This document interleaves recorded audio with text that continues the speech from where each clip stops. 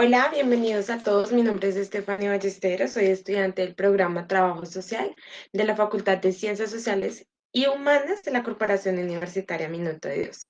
El día de hoy hablaré mediante el texto llamado Las texturas del silencio, violencia, memoria y los límites del quehacer antropológico, en donde el autor Alejandro Castillejo hace una crítica al quehacer antropológico y a las intervenciones que algunos antropólogos llegan a hacer al momento de encontrarse con personas víctimas de algún tipo de conflicto. En este caso, pues él se remite prácticamente a Sudáfrica y habla principalmente de dos problemáticas que él al momento de llegar allí se encontró con estas dos historias.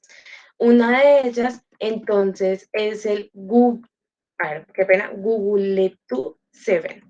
En este suceso, pues prácticamente lo que pasó fue que murieron 7 niños y él pues tuvo como un acercamiento a las madres y desde allí notó como la dificultad que tenían las madres al momento de contar como este suceso.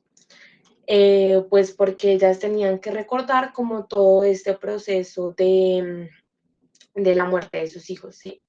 Entonces, desde ese punto nos lleva Alejandro, el autor, a pensar y como a retroalimentarnos un poco con respecto al silencio, como al hecho de no esforzar que las personas cuenten esta situación en la que tuvieron que vivir y cómo afrontar ese silencio que tienen que vivir como las personas que en el momento vayan a intervenir, me hago entender.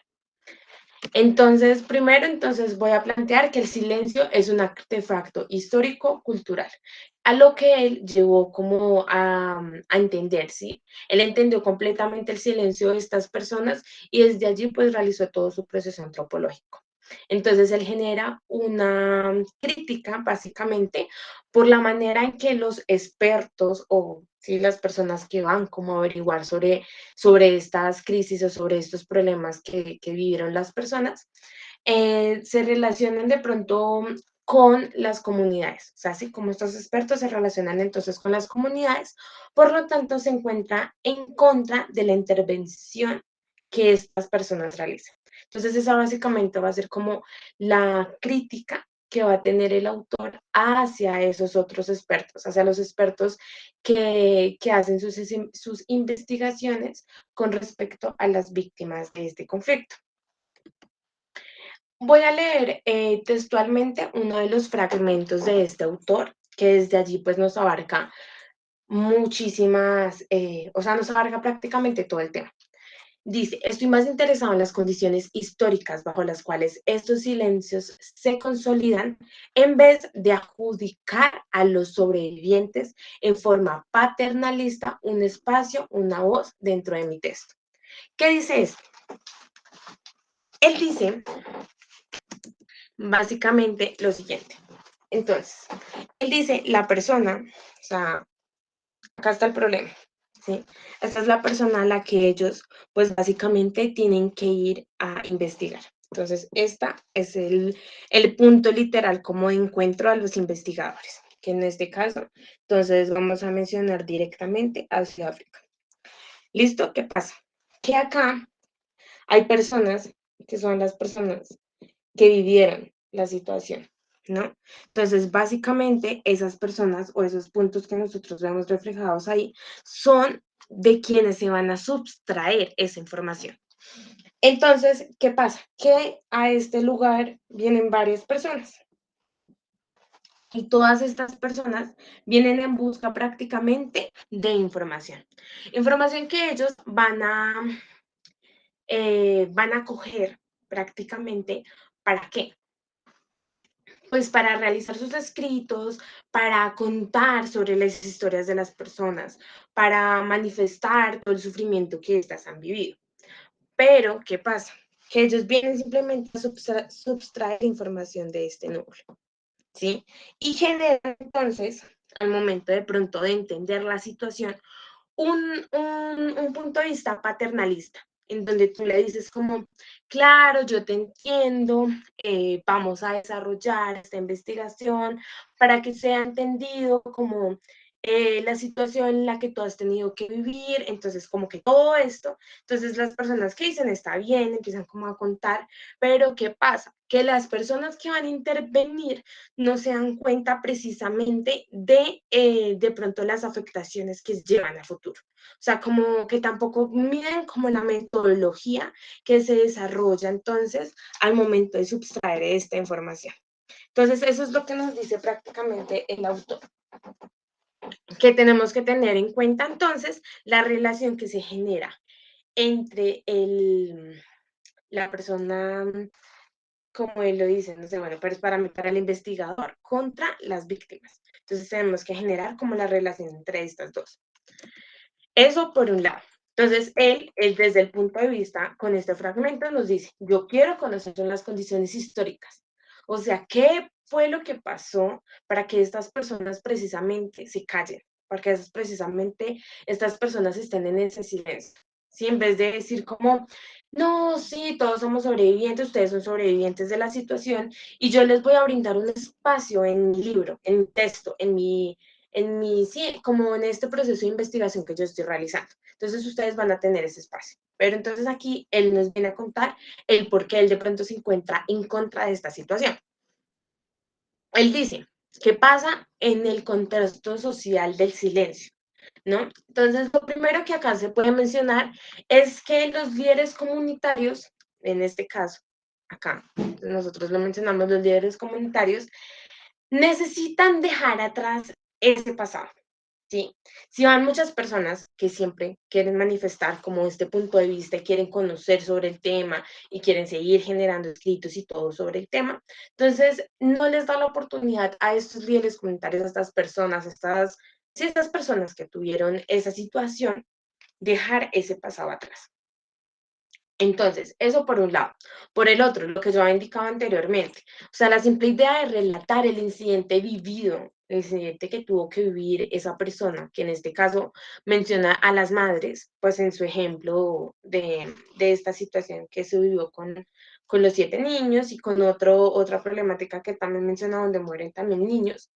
Entonces él dice, ¿qué pasa? Si yo voy y hablo con la persona, con la madre, la simple idea de relatar ese incidente vivido puede ocasionar o generar en esa persona una crisis nerviosa, porque está recordando continuamente como ese proceso. Entonces a veces las personas prefieren callarse y evitar precisamente ello.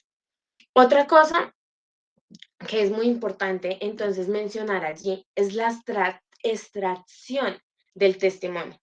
O sea, eso se convirtió en una práctica rutinaria, como yo les digo, en muchas personas, precisamente por el conflicto global o el conflicto que está presentado en Sudáfrica. Entonces, hay muchas personas y muchos investigadores que se sitúan allá.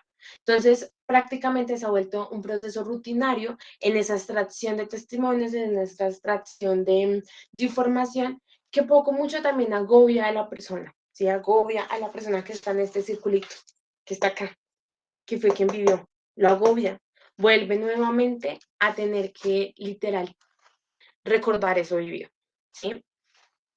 Y por último, este evento que se sitúa entre la invisibilidad y el reconocimiento histórico. Él allí contaba que básicamente, ¿qué pasa? Perdón, que me empezó. Él contaba allí entonces que las madres, una de las, pues, de las madres que estaban allí, ellas vivían invisibles, o sea, nadie las conocía. Ellas vivían en una esquina, como en sí, en un esquinero, absolutamente nadie las conocía. Pero todo el mundo conocía su historia, pero nadie venía a ayudarlas. Nadie venía a intervenir y ayudarles a ellas. Entonces prácticamente estaban en la invisibilidad completa, pero todo el mundo conocía sobre su historia. Entonces eso es lo que él también nombra allí. Un evento que se sitúa entre la invisibilidad y el reconocimiento histórico, ¿sí? Porque es algo que se reconoce.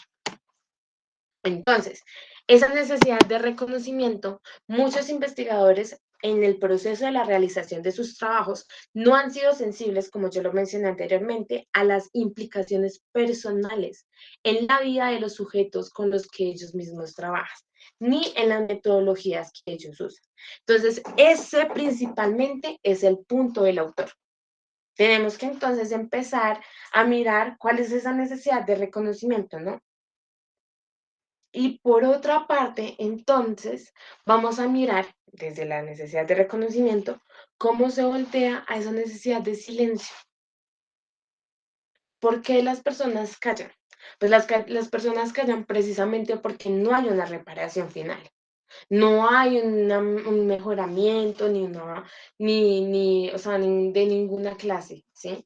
Ni material, ni emocional, ni físico. Entonces ellos también se refugian como en esa necesidad del silencio. Y también, como anteriormente se mencionaba, en la necesidad de reconocimiento, hay como una cierta ironía, ¿no? En la de, digamos, aquí en mi tablero otra vez, en la de querer hablar. Entonces tú hablas, tú quieres contar tu historia, tú hablas, tú quieres contar tu historia, ¿cierto? Pero al mismo tiempo quieres evitar contarla. O sea, tú la cuentas precisamente por la necesidad de que se sepa, de que se sepa que allí se sufrió, que allí se pasó por ese tipo de cosas, pero también precisamente como evadir toda esa información. Entonces eso es precisamente lo que menciona el autor de que genera una cierta ironía, ¿sí? De querer ser reconocido, pero también querer mantenerse en la invisibilidad.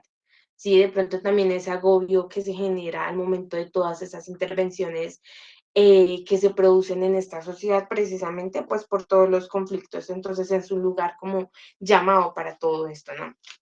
Han habido diferentes intentos por romper como todo este silencio, en las cuales podemos mencionar que han habido la Comisión de la Verdad, museos, monumentos, la Constitución también, publicaciones de autobiografías políticas, como que todo eso ha hecho romper el silencio, han querido como de esta manera que se conozca la verdad, ¿no?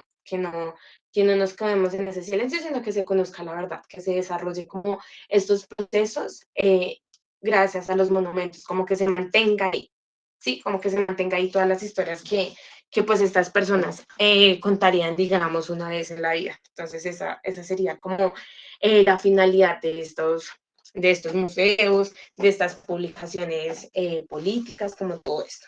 Pero ¿qué pasa? ¿Qué consecuencia generan esto? Primero, entonces, podemos mirar lo del fenómeno de la ironía del reconocimiento que ya lo expliqué anteriormente y también como un desarrollo de la industria, ¿no? Un desarrollo que se amplía básicamente en reconocimientos de las personas que vienen, intervienen al lugar y que al sustraer toda esa información, entonces se lleva y se plantea y se cuenta a instituciones que cada persona pues lo determine mejor.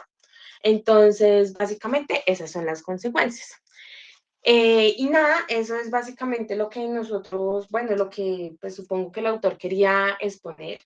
Entonces, como un recorderis es como básicamente la relación entre la persona que va a intervenir con la víctima. Entonces, que se tiene que tener en cuenta como esto, que se tiene que aprovechar precisamente ese silencio, entender el silencio de las personas y entender y ser capaces de generar una metodología de intervención al momento de llegar ahí. Y saber que con tu intervención puedes generar como esa afectación de vida, si se puede decir así, no tan directamente, o sea, no es que una persona que vaya a intervenir vaya a afectar directamente la vida de la persona, pero, o sea, ¿me entienden? ¿Sí? Como que al momento de ingresar a este círculo y que tú sabes que vas a aprender literal del sufrimiento de las personas, entonces tienes que saber cómo medir esto, tienes que saber intervenir y entrar a ese cuadro y aprovechar básicamente el silencio. Gracias y hasta luego.